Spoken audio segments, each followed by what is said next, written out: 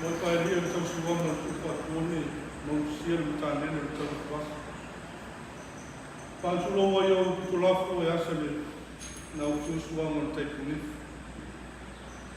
Inu wa tali pe ora na usi mar na yolo. Wa sa lu mutangilele no su limo leo mutapuna. Na asal vai solo ku e te lo. E poi o tāku tolu whakata wa ngai o tāne lei e whare maru manangu. Te tono leo o tau tasi e titilu na i te ingo i whaleai. Me tai au na liu marua ni nei. E lei au fuore tamatai tala ula i le basa. Na la sia lau na afuono mato vala vala. E lei moe pofo i sina i ana sopo. Na afuono lana lupi na sia wawina. E ngai o le tua e whapena ni fias. Tātou te leo mai i se tō whai nā ma se loto i nei. E wā afuono le tātou lupi leo se wawina ni tamā nei. I le pule tūtase le tua. E ala le malanga le manimu leo.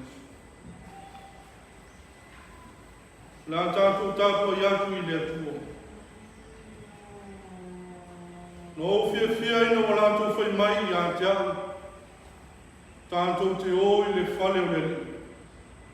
Jerusalem mai. E te tuo mātou vai o whai te tua. Le sua whare te maa ma le alu, ma le anganga pa ia. Anganga pa ia e, a fio mai e whaituro tu Aoelua. Con tutu ia i le awhi o lo lofa. Ma wina mai lo anganga i te whara ina i mātou, te whātou wina i mātou. Le ai tuai mai au una no tu au mai de mana na na paia. Ia lo famai a te manto, se manto mo spoto mai na vanga. Male fia na so soni mai.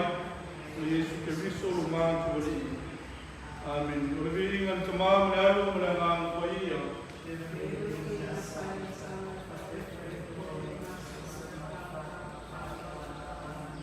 O vi ngan tama mai au na na paia.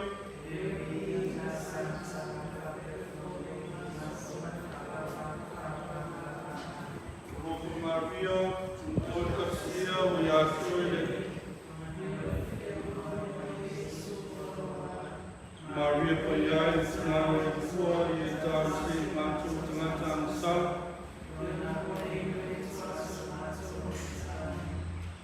Mai ang tal, ia anak kapena dan tātou whainga malang. Mai ang tātou sauninga i man, mai ang kapena matolang pa iyo isa. Talo le li e papena susuan mai ni tātou, ni tātou whainga malang i morean. E whamata whainga ki e tātou ai, na sila.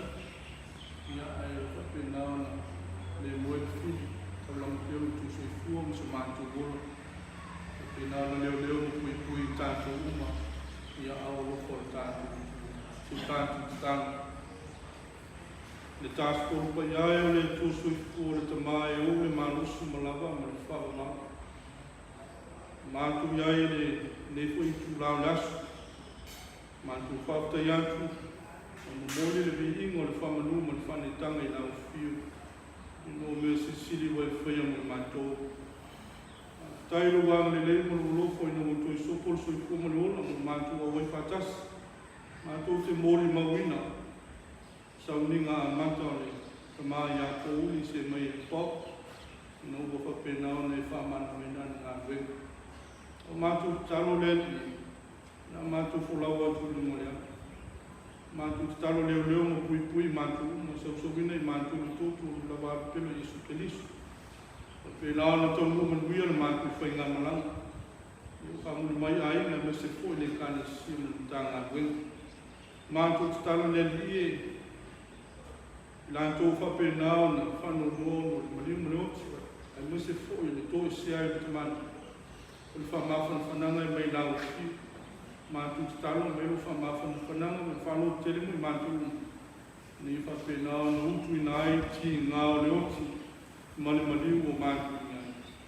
O le mātou te talo leo whatasi manongolilu o mātou loto. pela wale piru ngalo awal kon ma pata wana ma talo le malule ya la ya Yesu Kristo lo ma tuli amen ya na atina ta ko fina malang ta ko mudan na ma to duia ya ta ngalwe ya ko le wa Yesu